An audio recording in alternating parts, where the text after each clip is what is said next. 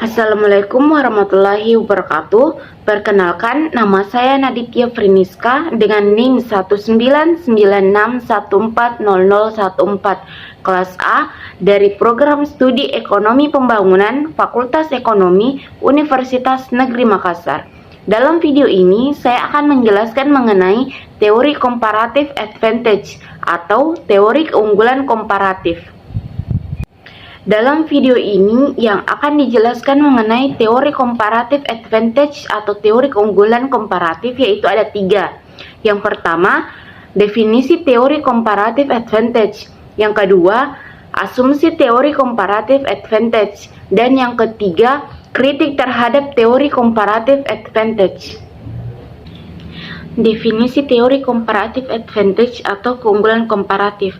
Teori keunggulan komparatif digagas oleh David Ricardo dalam bukunya yang berjudul On the Principle of Political Economy and Taxation pada tahun 1817.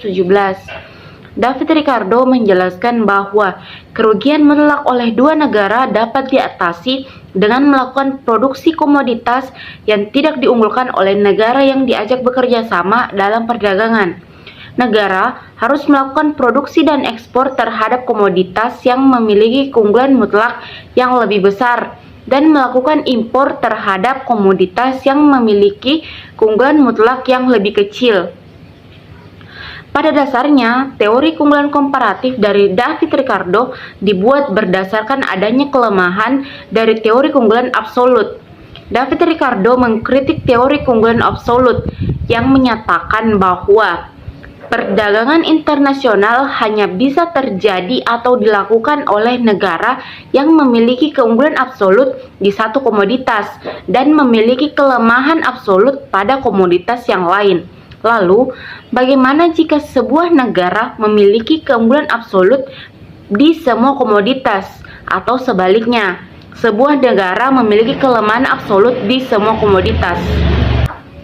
David Ricardo menyatakan dalam teori keunggulan komparatif bahwa semua negara harus melakukan spesialisasi dalam memproduksi dan mengimpor komoditas yang memiliki harga relatif lebih murah dan mengimpor komoditas yang memiliki harga relatif lebih mahal.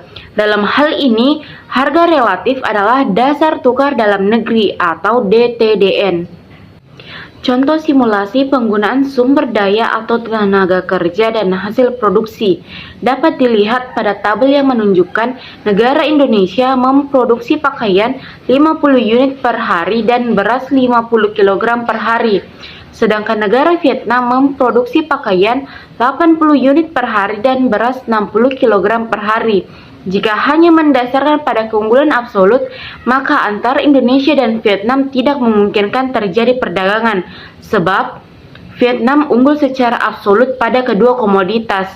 Namun, David Ricardo menyatakan dalam teori keunggulan komparatif bahwa semua negara harus melakukan spesialisasi dalam memproduksi dan mengimpor komoditas yang memiliki harga relatif lebih murah dan mengimpor komoditas yang memiliki harga relatif lebih mahal. Dalam hal ini, harga relatif adalah dasar tukar dalam negeri atau DTDN. Berdasarkan data di atas, maka dapat disimpulkan yang pertama, harga relatif beras di Indonesia lebih murah dibandingkan harga relatif beras di Vietnam. Harga relatif beras di Indonesia adalah 1 kg beras sama dengan 1 unit pakaian. Sedangkan di Vietnam harga relatifnya adalah 1 kg beras sama dengan 1,33 pakaian. Dengan demikian, Indonesia memiliki keunggulan komparatif atau comparative advantage dalam produksi beras bila dibandingkan dengan Vietnam. Yang kedua, harga relatif pakaian di Vietnam lebih murah bila dibandingkan dengan harga relatif pakaian di Indonesia.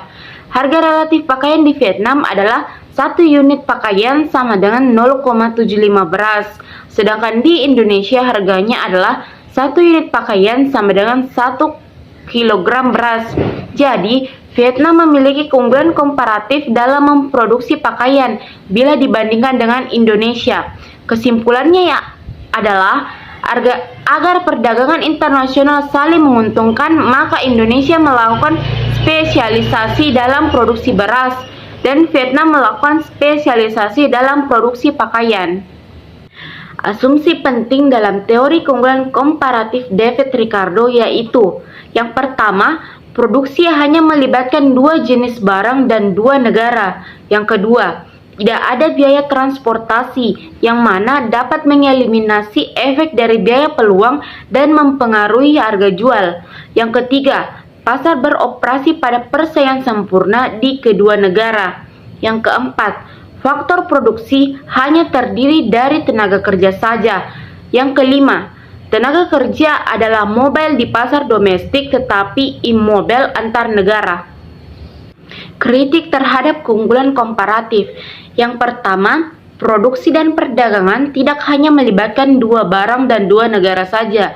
Asumsi dua barang dalam konsep Ricardo jauh dari kenyataan, karena ekspor-impor melibatkan banyak negara dan banyak barang. Yang kedua, perdagangan antar negara melibatkan biaya transportasi, sehingga mengasumsikannya tidak ada adalah mustahil.